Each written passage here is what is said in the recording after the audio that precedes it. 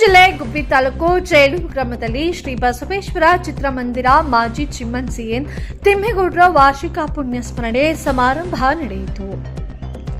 ಕಾಯಕ ಯೋಗಿ ಬಹುಮುಖ ಪ್ರತಿಭೆ ಚೇಳೂರಿನ ದೈವ ಸಂಪನ್ನಗಳು ಲೋಕಾರ್ಪಣೆಗೊಂಡು ಸಮಾರಂಭ ಉದ್ಘಾಟನೆಯಲ್ಲಿ ಮಾಜಿ ಸಚಿವರು ಮಾಧುಸ್ವಾಮಿ ಜಿಸಿ, ಬೆಟ್ಟದಾಡಿ ಚಂದ್ರಶೇಖರ್ ಸ್ವಾಮೀಜಿಗಳು, ಗೋಸಲ ಚನ್ನಬಸವೇಶ್ವರ ಶಿವಾಚಾರ್ಯ ಮಹಾಸ್ವಾಮಿಗಳು, ತಗಡಿಹಳ್ಳಿ ಗದಿಮಠ ಮಠದ ಸ್ವಾಮೀಜಿಗಳು ಹಾಗೂ ನರೇಂದ್ರ ಬಾಬು ಚಲನಚಿತ್ರ ನಟ ಹಾಗೂ ಮಾಜಿ ಸಚಿವರು ನರೇಂದ್ರ ಬಾಬು ಬೆಂಗಳೂರು ಹಾಗೂ ಕಲಾವಿದರು ದಿಲೀಪ್ ಕುಮಾರ್, ಗ್ರಾಮ ಪಂಚಾಯಿತಿ ಅಧ್ಯಕ್ಷರು ಜಯಮ್ಮನವರು, ಉಪಾಧ್ಯಕ್ಷರು ಸುಜಾತಮ್ಮ, ರವಿಕುಮಾರ್ ಹಾಗೂ ತಿಮ್ಮೇಗೌಡರ ಕುಟುಂಬಸ್ಥರು ಈ ಕಾರ್ಯಕ್ರಮವನ್ನು ನೆರವೇರಿಸಿದರು.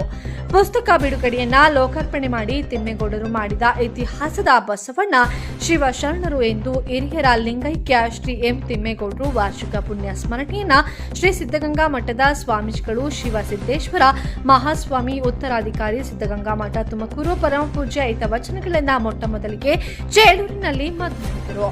ಕುಟುಂಬ ಹೆಸರಾಂತ ದೇಶದಲ್ಲಿ ಹಲವಾರು ಕಾರ್ಯಕ್ರಮಗಳನ್ನು ಮಾಡಿದ ಬಗ್ಗೆ ರೈತರು ಮತ್ತು ಕೃಷಿಕರು ಅವರ ಬಗ್ಗೆ ಮಾತನಾಡಿ 3 ಜನ ಗಂಡು ಮಕ್ಕಳಿಗೆ ಗುರು ಹಿರಿಯರು ಆಶೀರ್ವದಿಸಿದರು.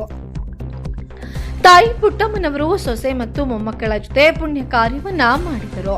ಚೇಳೂರು ಇತಿಹಾಸದಲ್ಲಿ ಯಾರು ಕೂಡ ಪುಸ್ತಕ ಬಿಡುಗಡೆಯನ್ನ ತಂದೆಯನ್ನ ಮಾಡಿ ದೇಶದ ಜನತೆ ಈ ಜಿಲ್ಲಾ ಚೆಲುವಿನಲ್ಲಿ ಮಾತನಾಡಿ ಎಲ್ಲರೂ ತಿಮ್ಮೇಗೌಡರ ಆತ್ಮಕ್ಕೆ ಶಾಂತಿ ಕೋರಿದರು. ಶ್ರೀಮಾನ್ ಪಟೇಲ್ ಕುಟುಂಬದವರು ಬಸವರಾಜ್, ಸಿಎಂ ಹಿತೇಶ್, ಜಗದೀಶ್ ಪಟೇಲರು ಹಾಗೂ ಗೆಳೆಯರ ಜೊತೆ ಜೀವನ ಚರಿತ್ರೆ ಬಗ್ಗೆ, ಅವರ ಸಾಧನೆ ಬಗ್ಗೆ, ಅವರ ಮೊದಲನೇ ವರ್ಷದಂದು ಇವತ್ತೊಂದು ಪುಸ್ತಕ, 2 ಪುಸ್ತಕಗಳು ಬಿಡುಗಡೆ ಆಗಿದೆ.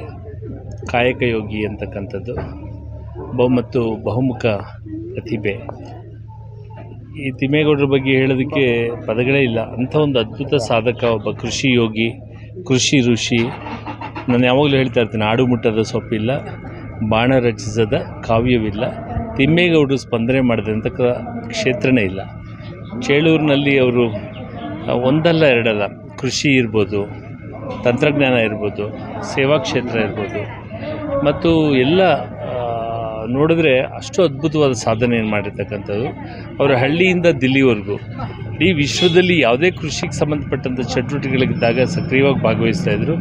ಕೇವಲ ಅವರ ನುಡಿ ಮತ್ತು ನಡೆ, ಸರಳತೆ ನಮ್ಮೆಲ್ಲರಿಗೂ ಅನುಕರಣೀಯ, ಆದರ್ಶನೀಯ. ಇಂಥ ಮಹಾನುಭಾವರನ್ನು ಸ್ಮರಣೆ ಮಾಡ್ಕೊಳ್ತಕ್ಕಂಥದ್ದು. ಅವರು ನಮ್ಮಿಂದ ದೈಹಿಕವಾಗಿ ದೂರವಾಗಿರ್ಬೋದು, ಅವರ ಸಾಧನೆ ನಮ್ಮೆಲ್ಲರಿಗೂ ಸ್ಫೂರ್ತಿ. ಯುವ ಕೃಷಿಕರಿಗೆ ಇವತ್ತು ಹಳ್ಳಿಗಳಿಂದ ನಗರ ಕಡೆಗೆ ಮುಖ ಮಾಡ್ತಕ್ಕಂಥ ದಿನಗಳಲ್ಲಿ ಇಂಥವರ ವ್ಯಕ್ತಿತ್ವವನ್ನು ಸ್ಮರಣೆ ಮಾಡಿ ಅವರ ಜೀವನ ಚರಿತ್ರೆಯ ಪುಸ್ತಕಗಳನ್ನು ಅವರ ಕುಟುಂಬ ಹೊರತಂದಿದೆ. ಅವ್ರಿಗೂ ಅಭಿನಂದನೆಗಳನ್ನ ಈ ಸಂದರ್ಭದಲ್ಲಿ ಹೇಳ್ತಾ, ನೀವೆಲ್ಲರೂ ಅದನ್ನು ಓದಿ ಮತ್ತು ಅವ್ರು ಮಾಡಿರ್ತಕ್ಕಂಥ ಕೆಲಸಗಳು, ಗಾಂಧೀಜಿಯವರ ಪರಿಕಲ್ಪನೆ ಏನಿತ್ತು ಅದು ಒಂದು ಸಾಧನೆ ಅವರು ಮಾಡಿದ್ದಾರೆ. ಅವರಿಗೆ ಅವ್ರು ಇಲ್ಲದೇ ಹೋದರೂ ಸಹ ಇವತ್ತು ಸ್ಮರಣೆ ಮಾಡ್ಕೊಳ್ಳಿಕ್ಕೆ ಈ ಪುಸ್ತಕ ಒಂದು ನಮಗೆಲ್ಲರಿಗೂ ದಾರಿದೀಪ ಅಂತ ಹೇಳಲಿಕ್ಕೆ ಬಯಸ್ತೇನೆ.